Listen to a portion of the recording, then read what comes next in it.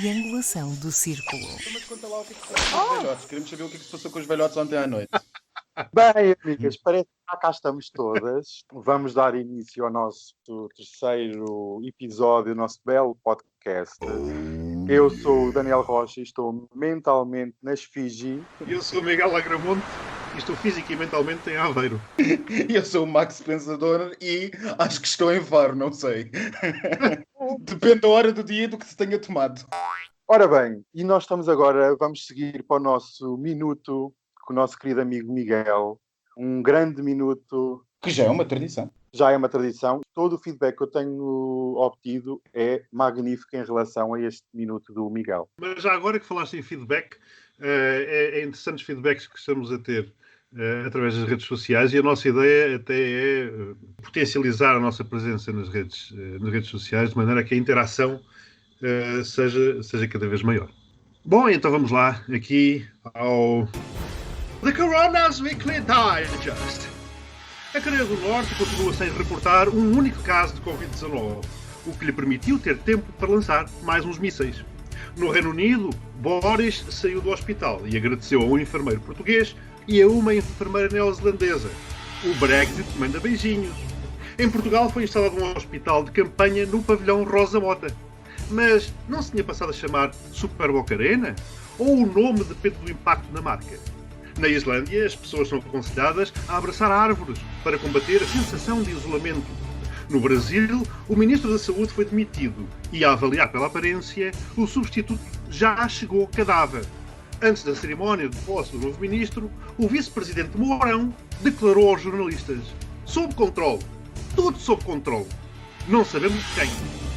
No Chile, o Presidente passou a considerar para as estatísticas os mortos por Covid-19 como pessoas que, juntamente com os recuperados, deixaram de contagiar outros.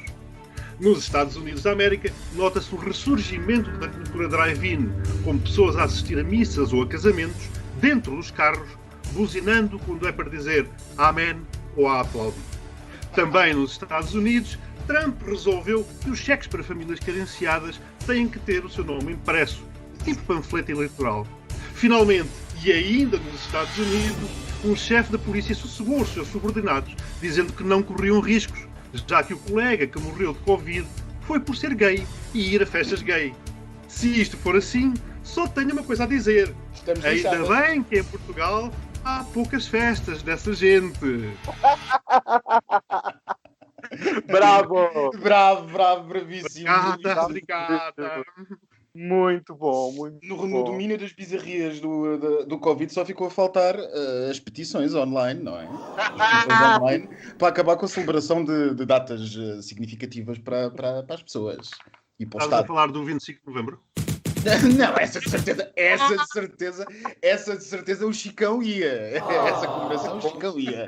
De certeza absoluta. Estou a falar de outras que se querem suspender, porque aparentemente não dão jeito agora. Mas sabes que já há também uma petição a favor enfim, presumo que estejas a falar daquele evento chamado do 25 de Abril.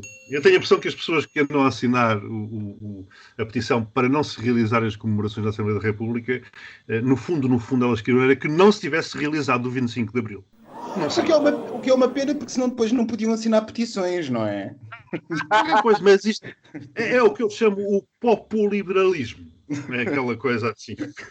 É uma pena, coitadinhas, porque elas realmente o 25 de Abril é que lhes permitiu andarem a assinar petições online sobre toda a espécie de disparates que eles querem assinar só porque a extrema-direita lhes diz para assinar. Mas ok. Mas o Chicão não vai. O Chicão não vai, pronto. Mas está no seu direito, como é óbvio. Aliás, é o que eu digo. Vamos lá ver.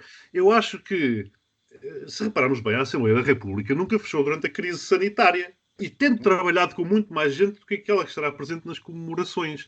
Exatamente como muitas empresas, nomeadamente supermercados. Portanto, quem não quer ir aos supermercados também não vai. O que foram suspensos foram alguns direitos democráticos. E, portanto, o que mostra a percepção que as pessoas têm da Assembleia da República como uma coisa secundária, menos importante que um supermercado ou menos importante do que uma farmácia. É uma coisa secundária para as pessoas. É a democracia. Enfim. Aliás, eu até ouvi um comentário de alguém que dizia assim: é que bom que eles vão todos, porque assim infectam-se todos e morrem, pronto. como se fosse bom a coisa estar em autogestão, como realmente... Olha, devia-se dizer coisas semelhantes dessas dos homossexuais nos anos 80. Curiosamente, o Correio da Manhã distribuiu agora umas máscaras com a edição de hoje. E esgotou a edição do Correio da Manhã à conta das máscaras. É um milagre. Foi Nossa Senhora um milagre. Porquê é que as pessoas não fazem logo máscaras sociais do Correio da Manhã para nós sabermos quem são os idiotas que os leem? Pá, bolas. Não se pode ser assim. Isto não se pode ser assim. Isto, já agora vamos perder os leitores do Correio da Manhã. Pronto, já quase ninguém ouve isto. Mas isso do milagre, olha, o futebol, como se sabe, já está a ressurgir. O Presidente da República já deu aquele cheirinho a Fátima quando rematou o discurso com se isto é um milagre, o milagre chama-se Portugal. Já só falta o fado. Eu digo-te uma coisa, naquele discurso do Marcelo só faltava os pastorinhos, não é? Tu viste os pastorinhos na estante do Chicão. Estava lá. É verdade, os pastorinhos estavam na estante. Eu, esta semana, deparei-me com um novo milagre económico português, europeu, mundial, como queiram chamar, que é o milagre do nacionalismo económico. Se vocês forem a ver, no espaço de uma década, já é a segunda vez que paira sobre todos nós o espectro do nacionalismo económico. E esta crise pandémica veio pôr a nu muitos das pessoas que estavam escondidas e veio toda a gente para fora do armário falar sobre nacionalismo económico. E se nós formos a ver as estimativas da Organização Mundial do Comércio, o colapso do comércio internacional só este ano, em 2020, vai ser algo comparado ao período de 1929 da Grande Depressão. E o que é que eu posso deduzir sobre isto? Que é as economias mundiais vão se fechar cada vez mais e cada vez mais o comércio internacional pode ser visto como uma forma de transmissão de vírus, de pandemias, seja do que for. E o que traz muito à tona em Portugal, que nunca deixou de existir, que é sempre aquele lema de orgulhosamente sós, que é nós sozinhos conseguimos produzir tudo, comer, vestir, carros, etc. E eu deixo aqui uma questão para vocês, o que é que vocês acham, que é realmente possível em Portugal um novo modelo económico de autossuficiência? Olha, o podcast tem quanto tempo? 30 minutos, é isso? 30, sim. Começas tu ou começo eu, Max? Começa tu, Miguel, começa tu. Eu acho, vamos lá ver, eu acho que antes de mais tem que perceber o que é o nacionalismo económico. Porque quando aparece... Posso interromper, Miguel, é apenas mais uma subespécie da estupidez. Pronto, foi o que eu digo, porque quando começam a aparecer termos tipo patriotismo ou nacionalismo numa frase, começa-me aqui a subir assim, um cheiro a bafio, assim, uma coisa assim, entranhar-se pelas narinas, que me deixa assim com alguma alergia. Mas isto, sinceramente, o Daniel enfim, começou por falar, é um tema que me traz mais perguntas de retórica, porque as respostas para mim são triviais. Quer dizer, eu entendo o princípio. Eu próprio, quando faço as minhas compras, quando encontro dois produtos semelhantes, opto pelo português, tipicamente.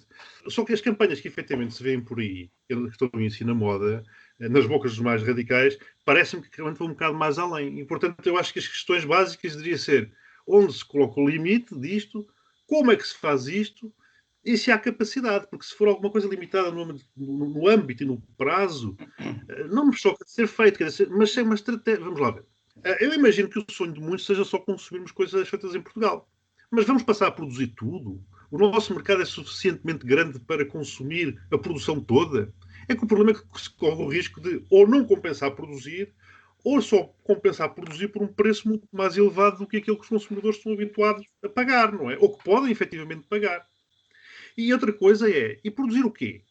Vamos todos produzir o que nos é na gana? Quer dizer, num mercado tão pequeno? Ou então entramos num modelo de regulação de mercados pelo Estado português, tipo o que acontecia no Estado Novo, não é? Que regulava oligopólios e monopólios.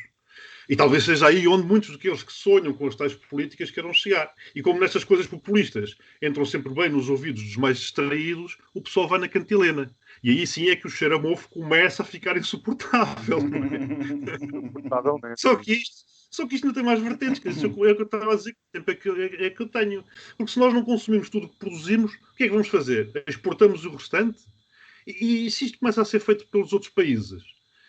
Portanto, todos nós, o que é que fazemos? Começamos a exportar e ninguém importa? Portanto, quem é que vai comprar as nossas exportações? Mesmo que os outros países não aderiram a tal utopia Acham sinceramente que alguém nos vai comprar alguma coisa se nós não lhes comprarmos algo, não é? Como disse, é que as respostas são tão óbvias. É que isto é um modelo que nem sequer tem a ver com a União Europeia. Quer dizer, vai mais atrás, isto vai à própria CEE. Eu concordo que também seja um momento para se refletir uma reindustrialização da Europa, efetivamente. Que à semelhança dos Estados Unidos, foi alegremente deslocalizando tudo e mais alguma coisa para a China e países ao redor. Com exceção do que eles consideravam estratégico, nomeadamente indústrias do armamento, farmacêutica, e quanto a esta última, também não quero entrar muito por aí, enfim, a questão de estarem nos nomes privados, etc. Só que, reparem, a reindustrialização da Europa como um bloco, e não de cada Estado por si, descoordenadamente. Mas se a Europa já tem dificuldade em coordenar uma série de coisas básicas, imagina o que é coordenar uma coisa destas, gerindo conflitos de interesses entre os seus Estados-membros, não é? Portanto, eu acho que acho que isto seria alterar o modelo que está vigente até agora, não é? No qual os asiáticos ficariam com o sangue, suor e lágrimas, não é? Ou, por outras palavras, a poluição das fábricas e os resíduos ilegais na Europa, o trabalho miseravelmente pago, as condições de vida subhumanas, para lá de precárias, e, portanto, nós ficaríamos, então, a tratar dos serviços, não é?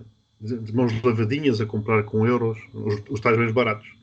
Só que a coisa correu mal, não é? Porque a China começou por fazer isso, ganhou dinheiro, e foi investindo, não naquilo que mandavam fazer, e servia para ir suportando os custos, mas naquilo que estaria por vir, não é?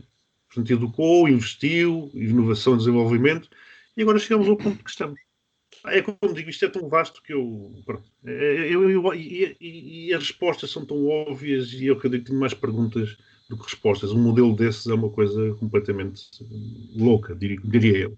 Mas isto sou eu. Bem, eu acho que é engraçado, desde logo, uma das coisas que tu disseste, Miguel, que é, ao lançares a questão toda, e lançaste extremamente bem, no fundo, quando concluíste para esta progressiva deslocalização para a China e para o progressivo poder que a China tem, é exatamente essa a questão do nacionalismo económico e do proteccionismo. Nós devemos tentar lembrar-nos que a coisa não anda só na extrema-direita nem em alguma direita, a coisa anda associada também a alguma esquerda. E também numa certa esquerda gostaria de voltar a um certo estilo de proteccionismo e a um certo estilo de coisa. Portanto, isto tem aqui tudo para um certo bloco político e social se apresentar isto como a solução para o problema. E o problema já aí anda. Eu acho, parece-me, tu fizeste uma brilhante análise económica e, portanto, não vou acrescentar nada a esse assunto. Quer dizer, nós andamos em Portugal em particular, lembramos do vinho do Porto, não é? Lembramos do Tratado de Methuen, lembramos dessas coisas. Foi assim que nós começámos a produzir aquilo que nós achamos tão caro e tão nosso, do vinho do Porto, foi porque alguém lá fora resolveu comprar-nos isso, e com isso nós conseguimos passar a ser bons a produzir e eficientes, sobretudo, a produzir uma coisa que hoje supostamente seria uma produção só nossa, ou que é uma produção só nossa. O que eu vou dizer é, talvez, sublinhar a questão política, e esta questão política no primeiro podcast, eu disse que tinha a sensação que o coronavírus era a cereja no topo do bolo de toda uma construção que está a acontecer na política mundial. O coronavírus é a cereja no topo do bolo desta história. Porque aquilo que nós observamos de há anos para cá, e não começou exatamente agora, começou se calhar com raízes no 11 de setembro, mas agudizou-se com a eleição de Trump e com o Brexit, é um progressivo debate da globalização, no que ela tem de bom e no que ela tem de mau, e que a resposta dos flancos tem sido cada vez mais a de que ela é má, e só pode ser tida como má, e que, portanto, nós temos que nos voltar todos para dentro. É isto, juntou-se agora esta coisa fantástica, como estava o Daniel a dizer há bocado, o comércio internacional pega-nos doenças. Portanto, é o vírus. É o vírus. Portanto, isto tudo desenha-se para criar uma coisa horrível. Eu sou o pessimista deste podcast, peço imensa desculpa. Não sou o Daniel, é pior. O Daniel é pior do que eu. Não, o Daniel é fetichista. Fetichista e pessimista, o que às vezes junto pode ser divertido. Mas isto cozinha-se tudo para criar uma tempestade perfeita, política, cultural, social. O que se vai seguir o que vai acontecer na vida mundial na próxima década tem tudo para ser uma tempestade perfeita em que muita gente vai ensaiar o regresso ao passado, o regresso ao protecionismo e ao nacionalismo económico como maneira de provar às pessoas que, de facto, a resposta está naquilo que é nosso. Exato. E se a resposta está naquilo que é nosso, então a única coisa que nós podemos garantir aos nossos ouvintes é que os tempos vão ser horríveis. Os idiotas vão tomar conta disto tudo. Vocês acham que quanto mais vezes se usar na comunicação social e nas redes sociais o vírus chinês ou o vírus que veio da China, mais fechadas vão ficar as economias? Ou acham que não pode haver uma ligação que quando isto passar volta tudo outra vez ao globalismo que nós conhecíamos? Eu acho que a questão já ultrapassou o vírus chinês. Porquê? Porque eu penso, por exemplo, na Confederação de Hotelaria, dos Empresários de Hotelaria portuguesa, quando há uns dias disse que, algures em setembro ou agosto, se calhar já se podia abrir as fronteiras com Espanha. O que se viu nas redes sociais e na opinião pública foi uma extraordinária explosão de medo do que quer que viesse de Espanha. Já nem estamos a falar da China. Estamos a falar de uma situação em que as pessoas estão fechadas em casa, cada vez menos, mas pronto, continuam oficialmente fechadas em casa, a fermentar medos e estão a ser bombardeadas, bem ou mal, com a noção de que tudo o que venha de fora é mau. Ponto final. Agora, o coronavírus já não vem da China. Podem ter sido os filhos da mãe dos chineses que o criaram. Pode ter sido toda e qualquer teoria que a internet produza. Mas o que é facto é que nós já não precisamos de imaginar a China. Basta olharmos para os olhos de qualquer pessoa ao nosso lado do supermercado cheia de medo a olhar para nós. Portanto, se isto é tão fácil connosco entre iguais, não é difícil conceber a partir de agora que qualquer coisa que venha de fora, até os turistas que até há 3 meses nos davam de comer, sejam a coisa mais horrorosa. Quer dizer, há vídeos engraçados partilhados na internet em que se mostra, sobretudo espanhóis, em que se mostra a população a reagir contra turistas, a bater-lhes e coisas assim do género. Portanto, está criado o cenário perfeito para o aproveitamento político disto. Sim, isto claramente andamos sobre um barril de pólvora. Portanto, temos povos com medo, cabeças quentes, muita gente sem dinheiro ou comida, liderados por medíocres, enfim, para não ser muito antipático, e este tipo de combinações, ou de combinação, nunca acabou bem. Nunca acabou bem. O Daniel estava há bocado a dizer que isto, enfim, remetia aos tempos da Grande Depressão. Nós sabemos que a Grande Depressão demorou 10 anos e sabemos o que aconteceu em 39, quando a Grande Depressão acabou. E olha que eu não sou pessimista. Daniel, tens 10 anos para passar à reserva. Mas eu sei que tu tens equipamento militar em casa. Sim, eu tenho equipamento preparado se houver alguma pandemia de contágio aéreo. Tenho que ter uma máscara a preceito. Eu sei que não vou chocar a nossa audiência, mas eu prefiro dar ordens a marchar. Mas olha que agora a Ordem Unida tem que manter a distância social, porque senão... Bom, vamos lá. Voltamos àquela questão da teoria da conspiração, que foi uma estratégia biobélica da China. Eu não vejo assim grande sentido, por muito custo a muita gente. Sinceramente, as hipóteses de que o próprio presidente Trump põe já nem sequer são essa. Já é mais um erro de manipulação, de um vírus, que afirma pode acontecer a qualquer um, ou uma ação dolosa, mas que tenha a ver com a falta de informação passada aos restantes países. Quer dizer, e isto choca-me, porque dei por mim a concordar com o Trump. Atenção, não dormi esta noite. É claro que eventualmente eles terão tentado encobrir a tragédia, não é? Não divulgaram os números todos, não avisaram, os maus casos começaram. Mas isto não é nada de novo se formos analisar os procedimentos típicos de qualquer ditadura. Agora, daí a terem fabricado o vírus e deliberadamente espalhado o mesmo, aí é que vai um grande passo. Que, como o Max dizia, só é possível gerado nas fake news. Bombardeamento permanente das pessoas nas redes sociais, de toda a espécie de disparate. É uma coisa que só... É um absurdo e as pessoas não têm mais nada para fazer. Quer dizer, já foram numa ponta a outra do Netflix, já foram numa ponta a outra da HBO, o Pornhub já viram tudo o que estava agora gratuito. As pessoas não têm mais nada para fazer senão beber idiotice na internet e partilhá-la, que é o pior, e partilhá-la. Isto já levou, essa palhaçada já levou a que a China tenha visto o seu PIB contrair para um absurdo. E eu, sinceramente, o que eu pergunto é: A sério que há pessoas que pensam que foi para aumentar as exportações de máscaras cirúrgicas ou de ventiladores, quando podia estar a vender carros ou equipamentos eletrónicos com um valor acrescentado muitíssimo superior, que a China causou uma coisa destas. E depois repara, se a operação, se houvesse uma coisa dessas, não teria sido uma coisa muito mais profissional, muito mais séria, terem levado uma garrafinha com o vírus e libertá-lo, sei lá, no meio do Irão, por exemplo. Os Estados Unidos até já estavam chateados com o Irão. Era muito mais fácil, não é? E credível, e simples, e limpo. Digo eu. A China, no meu entender, não está a ganhar terreno à custa de uma qualquer intervenção forçada. Ela não está a forçar o avanço para terreno. Eu acho que a China simplesmente vai ocupando o vácuo que os constantes recursos que os Estados Unidos têm vindo a fazer, a levar a cabo, numa série de organizações, acordos, desde o clima, desde os acordos do clima, até ao mais recente anúncio da suspensão de contribuição para a OMS, passando pela NATO. Portanto, os Estados Unidos vão se retraindo e a China naturalmente vai avançando.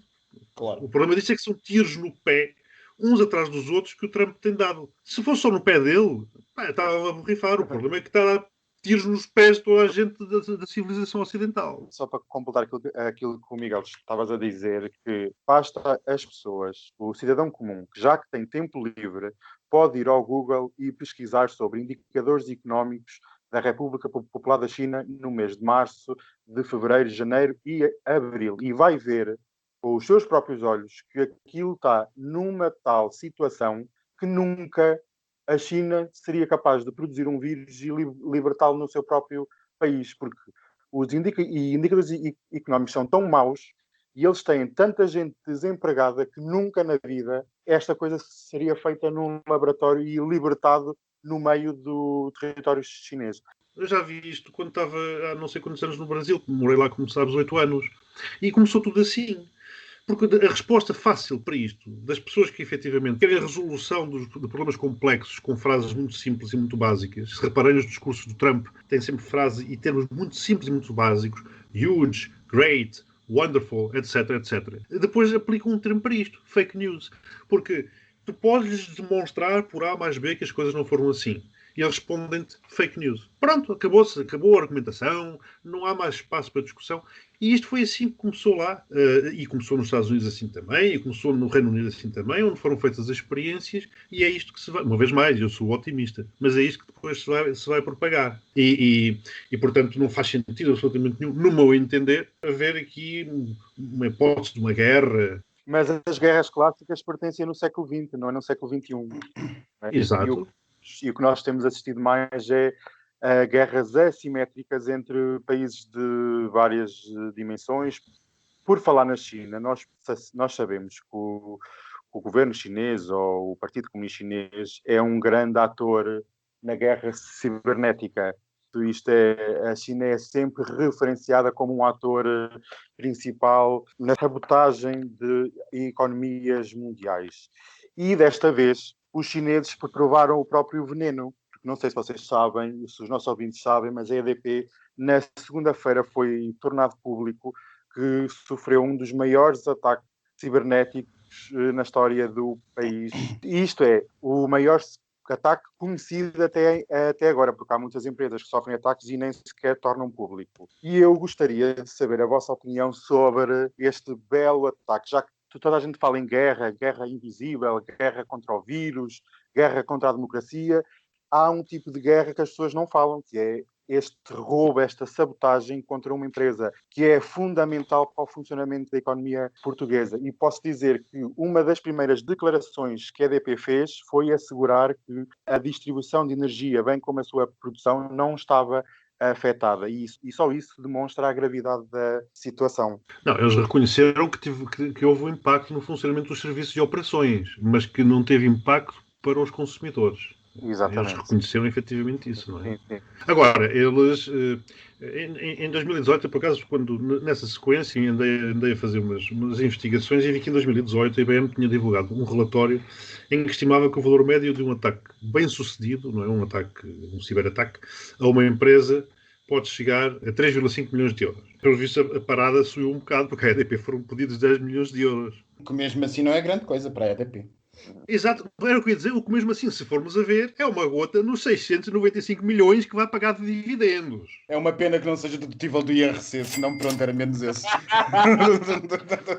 Eu acho engraçado uma empresa como estas distribuir mais de 600 milhões de euros em dividendos e não tem um sistema de segurança informático digno desse nome, digno de uma empresa que é uma multinacional presente em vários países. O problema é que essa questão da pandemia levou a um aumento exponencial das pessoas em teletrabalho, não é? E portanto, todos nós ficamos muito mais expostos e expusemos muito mais as nossas organizações a uma série de elementos que andam por aí assim, como sempre andaram. Repara, o telemóvel passou a ser muito mais utilizado, a fazer operações que de outra forma tipicamente eram feitas presencialmente, o aumento de videochamadas entre famílias, amigos, alunos e professores, as aulas, por exemplo, sites e aplicações.